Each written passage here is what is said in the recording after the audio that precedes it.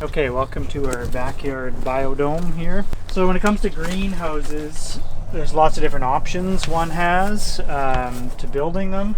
We have two in our yard, and I can just give an overview of some of the different materials we're using. So this is kind of a hoop house, more of your typical agricultural cold frame slash hoop house. So here we're using poly, greenhouse poly that we get from Integrity Sales here in Victoria. We decided to frame it in these round cedar logs just because we love them and have them on hand in our inventory. So it's more or less a stick frame, and we're just trying to get that curve down with the different framing. So we have a taller post here, a little bit shorter post here, and a shorter post there, and then framed across. And then on top of there we have these municipal poly ribs. So this is 3/4 inch municipal poly, and I much prefer it to PVC, which is a just toxic material who can't be recycled, as opposed to poly, which is much longer lasting. And in this case, we've just ran ribs down every couple feet across. We've drilled them in. You can drill right through the poly into the wood to secure everything that way. We've also, I think, used some clamps, pipe clamps up top there. Municipal poly, wood frame, and the greenhouse poly. Those are the three main materials here, and you can do any shape you can imagine, basically. Pros and cons of the greenhouse poly.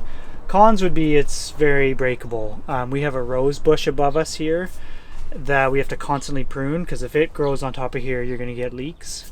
So it's pretty delicate, and you want to make sure there's hopefully no cats climbing on it, no roses or thorny blackberries, so you got to keep everything at bay.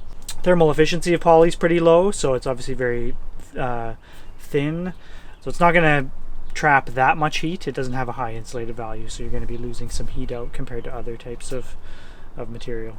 Pros is it's very cheap. It's extremely inexpensive material, so you know, I think this costs about $100 or less, so $60 to $100. Very inexpensive, but just prone to ripping and tearing, so you really got to treat it with care and try to build it tight to begin with so that it's not blowing in the wind.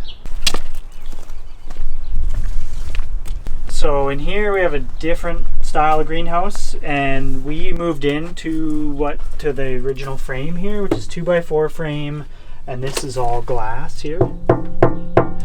And that was all here when we moved in, and the roof was also an A-frame of glass, which was really nice, but that I don't know how long ago it was built, at least 10 years ago, and it was in pretty rough shape when we moved in.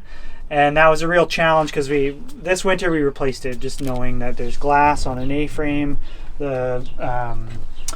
All the beams were rotting out, and it was going to fall over. So we replaced it with this much lighter polycarbonate material, which is a twin wall polycarbonate, and I really love this stuff. I tend to avoid plastics as much as possible, but I think irrigation pipe and greenhouse materials are some of the best uses of plastic.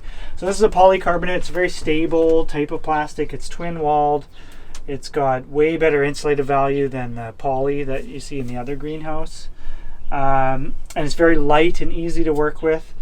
And there's these joint pieces that come with it that join them together. Very simple. You can screw it down, it opens them up, and then you just slide your pieces in, and it creates a nice seal. So you don't have to use any caulking. It's a light material. One person can do it. And it is more expensive than poly, but the labor cost of installing is pretty low compared to something like glass if you're having to caulk that. So yeah, the glass, tearing it down was very challenging when we had this rotting structure, trying to take the glass down safely. And so whereas something like this will probably last much longer than the glass, and yeah, just be much more robust.